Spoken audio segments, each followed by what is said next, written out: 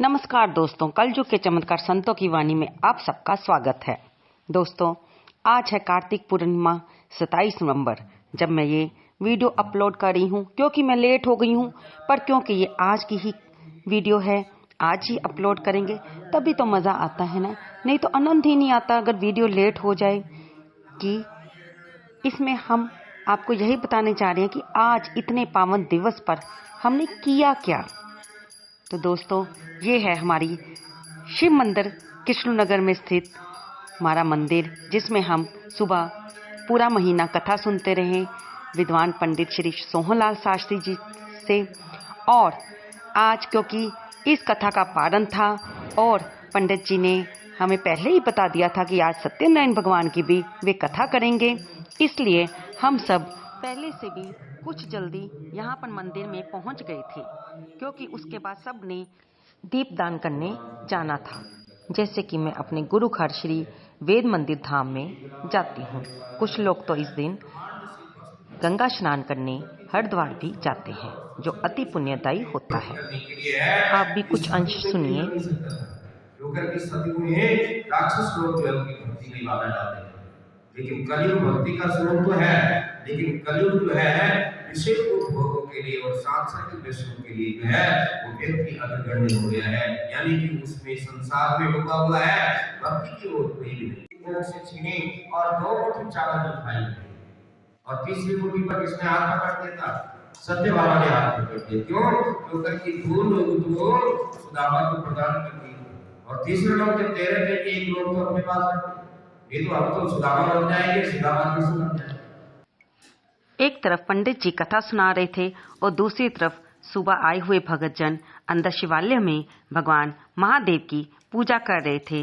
ये देखिए, आप उनकी भी थोड़ी सी झलकियां देखिए। बहुत ही सुबह उठकर भगवान की पूजा करने का जो आनंद होता है वो एक तरह से अलग सा ही होता है, विशेष प्रकार का, मन में स्फूर्ति भरी होती है।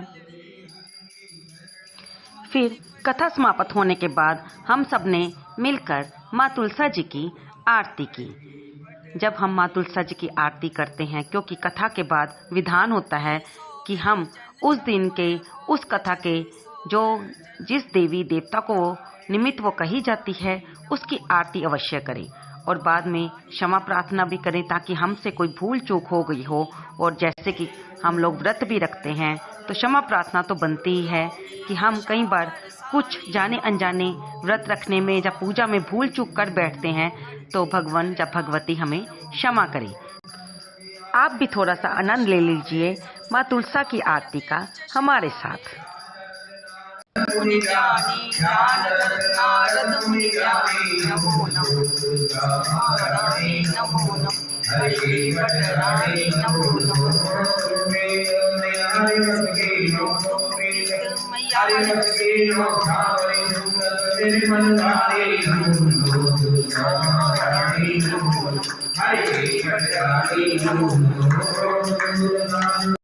माँ तुलसा की पूजा करने से भक्ति और मुक्ति भी मिलती है, और जब हम इस जीवन को भोग लेते हैं तो हमें वैकुंठ धाम की प्राप्ति होती है, ऐसा शास्त्रों में वर्णन आता है।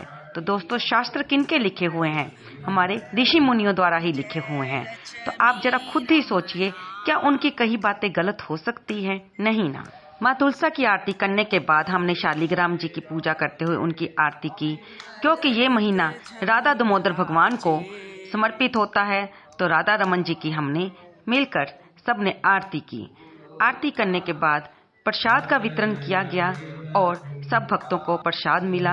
और इस प्रकार मेरा शिव मंदिर में सुबह का समय भगवान की कथा से शुरू हुआ, दीपदान से शुरू हुआ। हमने पूजा की, आरती की, प्रसाद लिया, जिसका एक अनोखा ही आनंद था।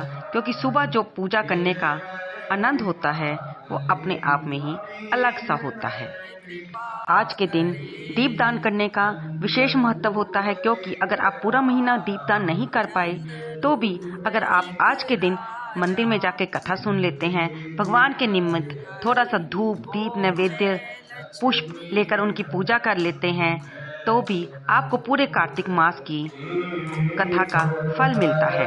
अगर आप मंदिर में जाकर झंडा लहराते हैं, उसका अपने आप में ही अलग महत्व होता है कि जितनी वो झंडा हवा से हिलता है, उतने ही आपके जाने अनजाने किए गए पापों का नाश होता है, ऐसा माना जाता है। क्योंकि आज श्री गुरु नानक देव जी का भी जन्मदिन है और इस जन्म के दिन के अवसर पर आप सबको खूब खूब बहुत बहुत शुभकामनाएं और बधाई हो। हमारे त्योहार हमें एक दूसरे से जोड़े रखते हैं।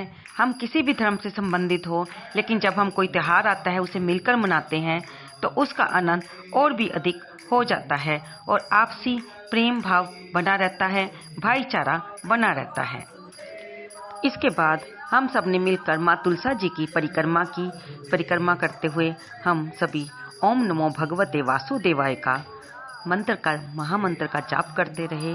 दोस्तों, जब हम मिलकर किसी मंत्र का जाप करते हैं तो हम जितने भी भगतजन वहाँ पर होते हैं, श्रद्धालु होते हैं, उन सब की मिलकर हमें जितनी भी माला बनती है उन सब का हर एक को बराबर का फल मिलता है। क्योंकि सत्संग में मिलकर करने का जो पुण्य होता है वो हर व्यक्ति को बराबर का ही मिलता है। उसके बाद मैं अपने परिवार के साथ पहुंच गई श्री वेद निकेतन धाम में। ये देख रहे हैं आप, यहाँ पर सुबह श्रद्धालु लोग भक्तजन पूजा करके जा चुके हैं। क्योंकि जहाँ पर सरोवर में पानी भरा होता है, जहाँ हम दीपदान करते हैं, ये देखिए मैंने भी यहाँ पर दीपदान किया और फिर मैंने 365 बत्ती वाला दीपक यहाँ पर नारियल के खोपे में जलाया। ये देखिए यहाँ पर जलाया जा रहा है। फिर हमने वहाँ पर स्थित सभी स्वरूपों के आगे दीपदान किया, जैसे लक्ष्मी नारायण भगवान जी के आगे, माँ अन्नपूर्णा के आगे, काल भैरव जी के आगे, वहाँ पर हमने सूर्य भगवान के आगे, बजरंग बली के आगे, माँ दुर्गा के आगे, जितने भी स्वरूप थे मैंने अपने परिवार के साथ मिलकर वहाँ पर दीपदान किया। फिर हमने श्री गुरुदेव भगवान पूज्य पाठ श्री निगम बोध तीरथ जी महाराज जी के दर्शन किए। दोस्तों, ये मेरे सदगुरुदेव भगवान हैं जिनकी छत्र छाया में हमारा सारा परिवार फल फूल रहा है और सुख समृद्धि से भरा हुआ है। इनके दर्शन करके मन गदगद हो उठा। वहां से चले तो हम पहुंचे श्री गोविंद गोधाम में। ये देखिए जुगल जोड़ी सरकार के दर्शन आप भी कीजिए। यहाँ पर भी हमने प्रभु के दर्शन किए, परिक्रमा की, दीपदान किया। ये देखिए यहाँ पर स्थित तुलसी का क्यारा कितना सुंदर लग रहा है। लोग दीपदान सुबह करके जा चुके हैं। मैं क्योंकि हर जगह पे जाती हुई थोड़ा थोड़ा लेट होती जा रही हूँ, लेकिन कोई बात नहीं, अब जो करना है सो करना है। ये देखिए ये है गौशाला जो यहीं पर स्थित है। यहाँ पर मैंने दीपदान किया गौशाला में हमने गौओं को चारा खिलाया। ये देखिए भगवान श्री हनुमान जी का मंदिर जो कि यहीं पर स्थित है। यहाँ पर भी हमने दीपदान किया, बैठकर पाठ किया। बहुत ही आनंद आ रहा था। महसूस ही नहीं हो रहा था कि आज का व्रत रखा हुआ है और दिन इतने अच्छी तरह से प्रभु के दर्शन करते बीत रहा है। बात ये नहीं होती कि हम आपको ये मंदिरों की तस्वीर दिखा रहे हैं क्योंकि हम घर पे कोई काम नहीं करते। बात ये होती है कि हमारा इन देवों के दर्शन करने से दिन सार्थक हो जाता है। काम तो सारी उम्र चलते ही रहने हैं ना। दोस्तों, आपको वीडियो कैसी लगी?